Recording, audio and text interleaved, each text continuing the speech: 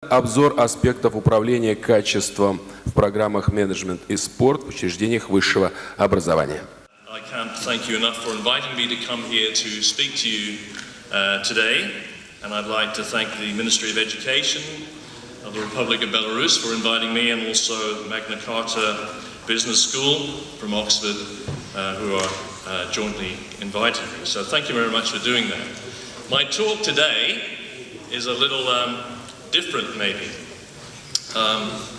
The first part, I'm going to talk about myself, which should bore you and send you off to sleep even more than you're already. And then I want to move into some other aspects afterwards. So let's see if I get this right. I want to talk about where I'm from and background so that you understand the nature of how the accreditation process or quality process has changed over that period of time. I want to talk about the Commission on Sport Management Accreditation, which is the main body of sport management accrediting around the world. ESAM, the European Association for Sport Management, the World Association of Sport Management, and then, if I have time, some individual university structures at the end. Now, before I started this talk, I wanted to really understand the nature of what quality was about.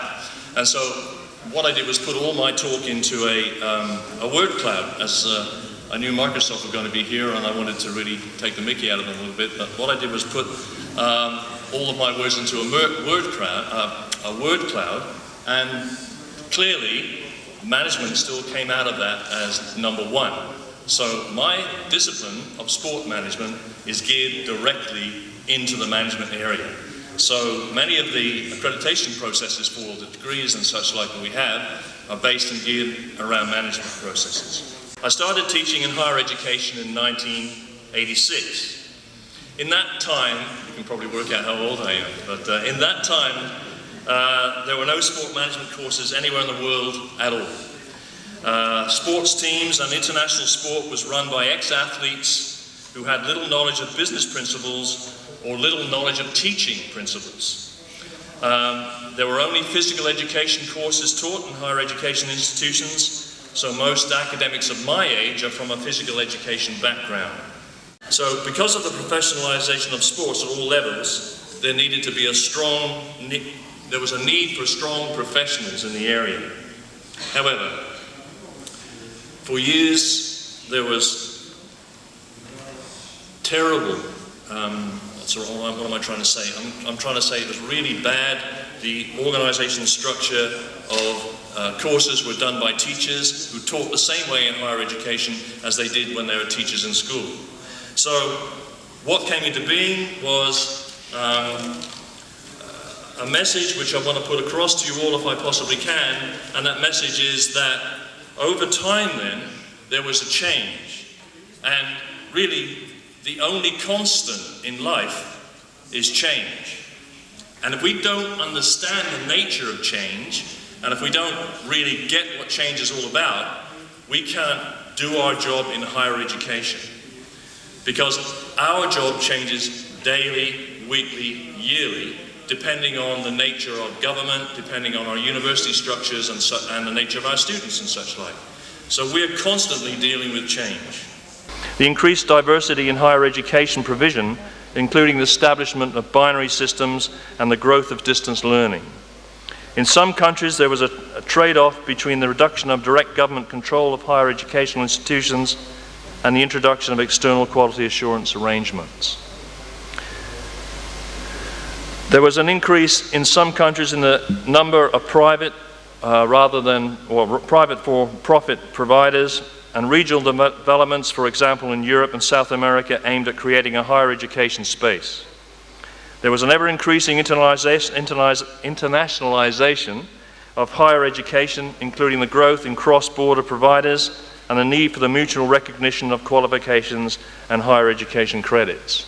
So COSMA then pulled all this together and decided that it was going to make itself the kingpin which everyone actually referred back to. And COSMA's real key issues were that it wanted to be involved in quality, policy planning, monitoring, improving, quality assurance in universities, and actual quality control. So these standards are adhered to at the moment in Australia, in Europe, and across the world. And there were international standards which they put into place, country-specific standards which they put into place, and university-specific standards which were put into place. So if you think about it logically, you'll understand that from an international perspective, there's only a certain amount that the accrediting organization can do in an institution. There was an adoption of safety of quality management practices, and no standardization standards from across the world really exist at the moment because the COSMA standards are so old. So, enter the European Association for Sports Management. And what they did was organize and base the structures of their accrediting body around the following principles from Connor, which I think was 2010. And she looked at benchmarking at a university level. So nowhere this morning have I heard anyone talk about benchmarking, and benchmarking is really key to being able to understand what's going on out there in the world. And therefore, she also looked at the identification of comparators, exposing strengths and weaknesses, contextualizing institutional performances, in other words, how they're going. Then, bottom line, that helps positioning in market environments, institutional performances, data sets and performance indicators and measures, and so on. Does the institution grant sport management degrees at the bachelor's, master's, or doctoral level? Basic question. Does the institution have a publicity stated mission appropriate to a college or a university? Basic question. If they don't have them, they don't get to accreditation. In 2010, what happened was there was a World Association of Sports Management put into place. And this World Association of Sport Management started to think about really talking about the notion of being able to understand what's going on in terms of the same work from Kathy Connor.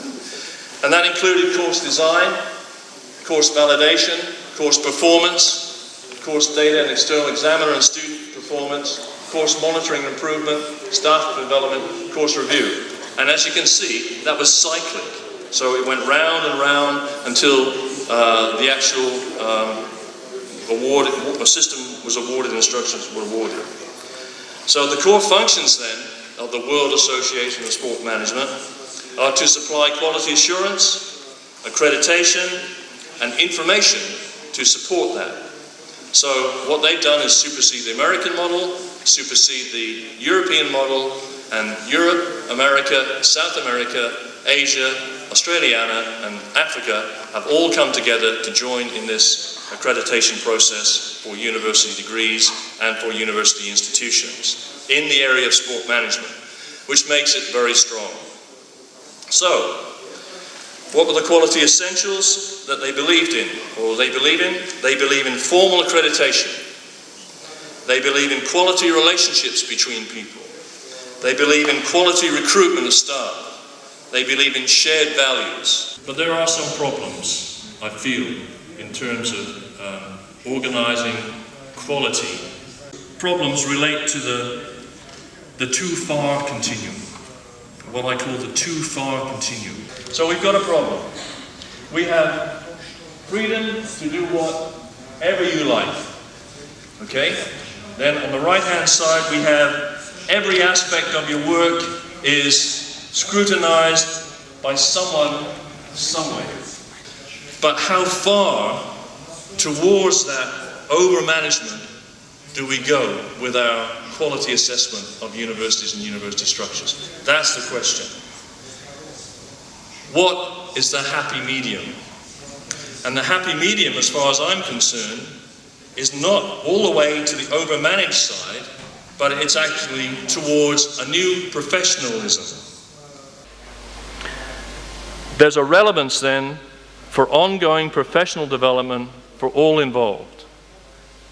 I haven't heard anything about professional development today and developing the staff today. There should be that. So I'll leave you with just those points. Those points are that we're not striving for quality, because if you use the word quality, you have to put a precursor, like this car is of poor quality. And if I were in charge of sport management, I would actually use the word, I don't know, excellence, perhaps. Okay, thank you. Спасибо.